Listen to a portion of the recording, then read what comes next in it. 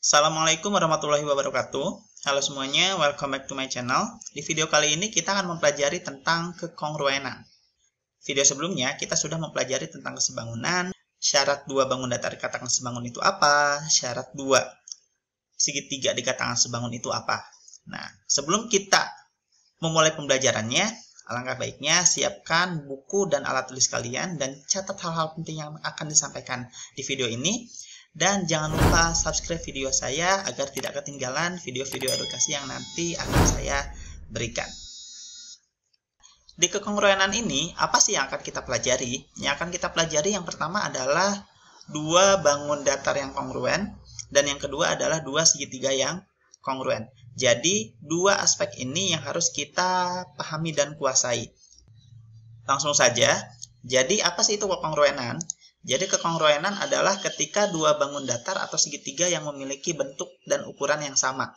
Dan kekongruenan ini disimbolkan dengan simbol ini. Simbolnya seperti ini untuk kekongruenan. Yang harus kita garis bawahi dari definisi ini adalah memiliki bentuk dan ukuran yang sama. Nah, ini yang harus kita garis bawahi dan harus kita pahami. Jadi, untuk mudah mengingat, kekongruenan ini bentuk dan ukurannya sama. Itu aja. Ya, jadi intinya itu aja. Nah, di sini saya memiliki contoh. Yang pertama adalah contoh dua bangun datar berbentuk trapesium. Yang kedua adalah segitiga sama sisi. Kita lihat dari trapesium. Jika dilihat, dua bangun ini bentuknya sama, ukurannya sama. Lalu bagaimana dengan sudutnya? Jika bentuk dan ukurannya sama, maka sudutnya pun pasti otomatis akan sama. Begitupun dengan segitiga ini. Ya, jika bentuk dan ukurannya sama, ini kan sama ya bentuk dan ukurannya, maka sudutnya pun pasti akan sama. Ya. Untuk ini, bangun datar di trapesium ini, jumlah sudutnya adalah 360 derajat.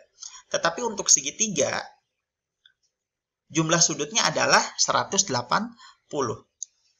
Aspek yang pertama yaitu dua bangun datar yang kongruen. Dua bangun datar dikatakan kongruen jika memenuhi dua syarat. Yang pertama adalah panjang sisi bersesuaian bernilai sama, maka persamaannya adalah panjang AB sama dengan panjang A aksen B aksen. Panjang BC sama dengan panjang B aksen C aksen. Begitupun seterusnya sampai dengan panjang AD sama dengan panjang A aksen D aksen. Bersesuaian artinya adalah panjang AB itu harus sama dengan panjang A aksen B aksen. Maksudnya adalah panjang AB di bangun pertama itu harus sama dengan panjang A aksen B aksen di bangun yang kedua. Begitupun seterusnya. Sampai dengan panjang AD itu bersesuaian dengan panjang A aksen D aksen. Syarat yang kedua yaitu sudut yang bersesuaian besarnya sama. Nah, untuk ini sudah dibahas ya di video sebelumnya. Bersesuaian itu artinya adalah sudut A itu harus sama dengan sudut A aksen. Artinya adalah sudut A di bangun pertama harus sama dengan sudut A pada bangun yang kedua. Begitupun seterusnya sampai dengan sudut D harus sama dengan sudut D aksen. Oke, langsung ke contoh. Di sini saya memiliki dua bangun trapesium. Trapesium ABCD dan trapesium PQRS. Jika dilihat, apa yang berbeda? Yang berbeda adalah posisinya. Ini bentuknya kalau dilihat sekilas sama. Di sini kita akan meninjau apakah dua bangun trapesium ini merupakan kongruen atau tidak. Sebelumnya, karena ini posisinya berbeda, posisi bangun ABCD itu berbeda dengan posisi bangun PQRS, maka saya akan menyamakan posisi kedua bangun tersebut. Caranya adalah saya akan merubah posisi bangun PQRS sehingga sama dengan bangun ABCD. Nah, bangun ABCD itu tidak saya rubah posisinya, yang saya rubah adalah posisi PQRS. Nah, maka akan seperti ini. Ya. Jika dilihat posisinya sudah sama, sekarang kita akan membuktikan dengan syarat yang pertama. Panjang sisi bersesuaian bernilai sama. Nah, di sini panjang AB ya, panjang ini, panjang AB, itu panjang sisi persesuaiannya adalah RS. Ya, kiri dengan kiri lagi. panjang BC itu panjang sisi bersesuaiannya adalah PS, bawah dan bawah lagi. Panjang CD itu panjang sisi bersesuaiannya adalah PQ, kanan dan kanan lagi. Panjang AD itu panjang sisi bersesuaiannya adalah panjang RQ, atas dan atas lagi. Oke, jika sudah seperti ini, kita mudah tinggal memasukkan. Nah, jadi ini, anggap aja ini semuanya sama. Ya, berarti syarat yang pertama itu terpenuhi. Sekarang kita akan melihat pada syarat yang kedua, yaitu sudut yang bersesuaian besarnya sama. Kita lihat, sudut A ini bersesuaian dengan sudut mana? Bersesuaian dengan sudut R. Sudut B bersesuaian dengan sudut S. Sudut C bersesuaian dengan sudut P. Dan sudut D bersesuaian dengan sudut Q. Ya. Maka sudut A sama dengan sudut R, sudut B sama dengan sudut S, sudut C sama dengan sudut P, sudut D sama dengan sudut Q. Nah, jika sudah seperti ini, kita tinggal memasukkan. Sudut A 110 derajat, maka sudut R pun 110 derajat. Sudut B 75 derajat, maka sudut S pun 75 derajat. Sudut C dan sudut P ini sama-sama belum kita ketahui. Sudut D sama dengan sudut Q. Di sini sudut Q-nya adalah 105 derajat, maka sudut D-nya adalah 105 derajat. Sekarang kita akan mencari sudut C. Saya menggunakan bangun trapesium ABCD. Saya akan mencari sudut C-nya. Caranya adalah 360 dikurangi sudut A, dikurangi sudut B, dikurangi sudut D. Jadi kalau untuk mencari salah satu sudut di bangun datar, di trapesium, atau segi 4, nah, itu karena jumlah sudutnya adalah 360, ya, di sini karena ada 4 titik, berarti 360 jumlah sudutnya. Maka untuk mencari salah satu sudutnya adalah 360 dikurangi dengan sudut yang diketahui. Di sini sudut yang diketahuinya adalah sudut A, B, dan D. Maka 360 dikurangi sudut A, sudut B, dan sudut D.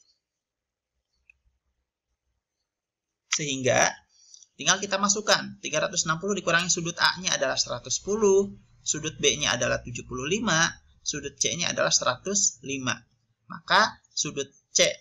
Maka nilai dari sudut C adalah 70 derajat. Nah, 70 derajat. Karena sudut C sama dengan sudut P, ini ya, karena sudut C sama dengan sudut P, maka sudut P sama dengan 70 derajat. Oke, sekarang kita masuk pada aspek yang kedua, yaitu dua segitiga yang kongruen. Dua segitiga dikatakan kongruen jika memenuhi dua syarat. Yang pertama adalah panjang sisi bersesuaian bernilai sama. Persamaannya pun sama dengan bangun datar, karena segitiga memiliki 3 sisi, maka di sini hanya sampai dengan AC sama dengan A aksen C aksen. Lalu syarat yang kedua adalah sudut yang bersesuaian besarnya sama. Penjelasannya pun sama dengan dua bangun datar yang kongruen. Penjelasannya sama seperti itu. Nah, di sini saya memiliki contoh. Dua buah segitiga siku-siku. Segitiga ABCD, segitiga XYZ. Di sini kita akan meninjau apakah segitiga ini kongruen atau tidak. Oke, mari kita bahas ya. Di sini jika kita lihat bentuknya sama, sekilas sama, tetapi yang berbeda itu posisinya. Jadi nanti kalau ada soal seperti ini jangan heran. Misalkan segitiga ABC itu kongruen dengan segitiga XYZ. Misalkan ini dua-duanya kongruen. Nah, dan kita misalkan disuruh mencari salah satu panjang sisi. Nah, ini kita tidak tahu ya panjang mana yang tidak diketahui. Nah, makanya kalau bentuknya seperti ini, maka kita posisinya samakan dulu. Saya di sini akan menyamakan posisi X, Y, Z seperti dengan posisi ABC. Nah, oke, segitiga ABC ini saya tidak rubah posisinya, tetap seperti ini. Yang saya rubah adalah segitiga X, Y, Z. Jadi posisinya seperti ini. Jika sudah seperti ini sangat gampang, sangat mudah. Kita cari aja panjang sisi persesuaiannya. Panjang sisi persesuaian AB itu dengan X, Y atau YX. Nah, panjang BC ini bersesuaian dengan panjang XZ. Dan panjang AC ini bersesuaian dengan panjang YZ. Jika sudah seperti ini, sangat gampang, tinggal kita masukkan ke dalam persamaan yang tadi. Nah, jadi seperti ini. Panjang AB itu bersesuaian dengan panjang YX. Panjang BC itu bersesuaian dengan panjang XZ. Panjang AC bersesuaian dengan panjang YZ. Sekarang kita tinggal memasukkan nilai dari tiap-tiap panjang sisi. AB dan YX ini belum diketahui, berarti ini yang belum diketahui panjangnya. Ya. Kemudian BC dan XZ. Di sini XZ-nya ini adalah 5. Maka BC-nya pun akan bernilai 5. Kemudian AC dengan YZ. AC-nya 3, maka YZ-nya pun 3. Nah, jika sudah seperti ini, tinggal kita masukkan pada bangun ABC dan ZYX. Nah, oke, sekarang kita akan mencari panjang AB. Untuk mencari panjang AB, kita gunakan rumus Pythagoras. Karena yang dicari bukan sisi miring, maka rumusnya seperti ini. Ya. Sisi akar dari BC dikurangi AC. Akar dari BC kuadrat dikurangi AC kuadrat. Sisi miring, kuadrat dikurangi sisi depan kuadrat. Saya akan menggunakan segitiga yang ABC ya, biar mudah. Tinggal kita masukkan, panjang BC adalah 5, maka 5 kuadrat dikurangi panjang AC adalah 3. 3 kuadrat. 5 kuadrat berapa? 25 dikurangi 3 kuadrat, 9. Jadi akar 25 dikurangi 9, sama dengan akar 16. Maka panjang AB-nya itu adalah akar 16. Akar 16 itu berapa? Akar 16 itu adalah 4. Maka panjang AB-nya sama dengan 4. Karena panjang AB sama dengan panjang YX, maka panjang YX juga bernilai 4. Maka syarat yang pertama, karena sama ya tiap sisinya, panjang sisinya, maka syarat pertama terpenuhi. Sekarang kita akan masuk ke syarat yang kedua, yaitu mengenai sudut persesuaian bernilai sama.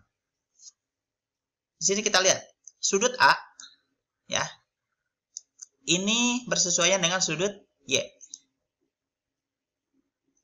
Oke, sudut B, ini bersesuaian dengan sudut X. Sudut C bersesuaian dengan sudut Z. Tinggal kita masukkan ke persamaan yang tadi. Ya, sudut A sama dengan sudut Y, sudut B sama dengan sudut X, sudut C sama dengan sudut Z. Ini sudah dipasangkan. Tinggal kita masukkan. Sudut A, yaitu sudut siku-siku, yaitu 90 derajat. Sudut Y, sama. Sudut siku-siku, yaitu 90 derajat. Sudut B, ini tidak diketahui. Begitupun dengan sudut X, tidak diketahui juga. Sudut C, 50 derajat. Maka sudut Z-nya adalah 50 derajat. Nah, sekarang kita akan mencari sudut B. Saya akan menggunakan segitiga ABC lagi.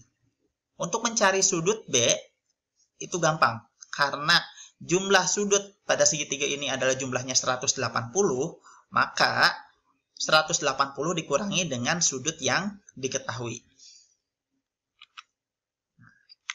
Sehingga sudut B sama dengan 180 derajat. Sudut diketahuinya adalah sudut A dan sudut C. Ya. Maka 180 dikurangi sudut A dikurangi sudut C. Sudut A berapa? Sudut A adalah 90 derajat dan sudut C adalah 50 derajat. Maka 180 dikurangi 90 dikurangi 50. Ini tinggal kita hitung. Maka hasilnya adalah 40. Maka sudut B ini bernilai 40. Karena sudut B sama dengan sudut X, maka sudut X-nya pun bernilai 40 derajat. Jadi cukup simpel kan? Untuk mencari panjang sisi dari dua bangun datar atau dua segitiga, mencari panjang sisinya sangat mudah. Jika posisinya tidak sama, itu tinggal kita samakan saja posisinya. Oke, jadi segitu aja guys untuk video kali ini. Semoga kalian semua paham dan mengerti dari materi yang tadi saya sampaikan. Tinggal menambah frekuensi berlatihnya saja. Jangan lupa like, comment, and share video ini agar kita semua bisa sama-sama belajar bareng, apalagi di tengah pandemi seperti ini, terutama materi tentang kesebangunan dan kekongruenan. Dan jangan lupa subscribe channel Asep Ridwan dan follow Instagram Asep Ridwan. Thank you for watching. See you next time.